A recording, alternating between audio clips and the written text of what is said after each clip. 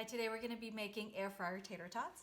I have a smaller 3.5 quart air fryer and a larger 6 quart air fryer. Which one is better? It doesn't matter. They both work great. You can use whatever size you want. The most important part of air frying tater tots is to make sure you cook them in a single layer. So I'm going to go ahead and lightly spray the base of the air fryer with a good high flash point oil like grapeseed oil or avocado oil, or maybe even a little olive oil is okay. And the most important thing is to make sure that the tater tots are in a single layer. And these are frozen directly from the freezer, so they're nice and hard. And the cooking time is based on the fact that they are hard and frozen. So you can see how just shake it a little bit and how they are not touching. Make sure there's space between them so that the air can flow in between the little individual tater tots and make them super crispy. I'm going to go ahead and air fry it at 400 for about 5 to 8 minutes, and that depends on how big the your tater tots are and what size. So start with about 5 minutes, cook it, and then you can always add a few minutes or more if you need to.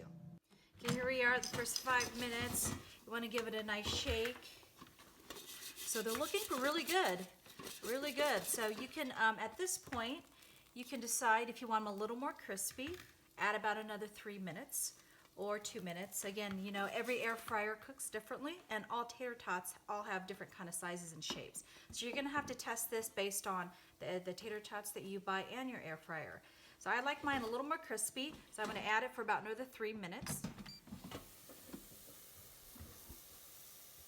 Wow, they look really great. It's super hot, you gotta let it cool. But this is the crispy texture that I really like. Really nice and crunchy on the outside. So this is the first batch. If you're gonna cook a second batch that's back to back, it's gonna not take as long because obviously the air fryer's been preheated already. So you're gonna have to probably just maybe try cooking it again for about 5 minutes. You might not need that additional time. And the same goes if you're starting with a preheated air fryer. Let's say you were cooking another dish or potatoes or a vegetable in it, and you want to cook the tater tots back to back. The same concept applies, just add a little bit less time. So give it a shake, let it cool, and ready to eat. And check out all of our awesome air fry recipes at bestrecipebox.com. And if you want this tater tot recipe, just go to the search bar and search tater tots. Thanks and enjoy!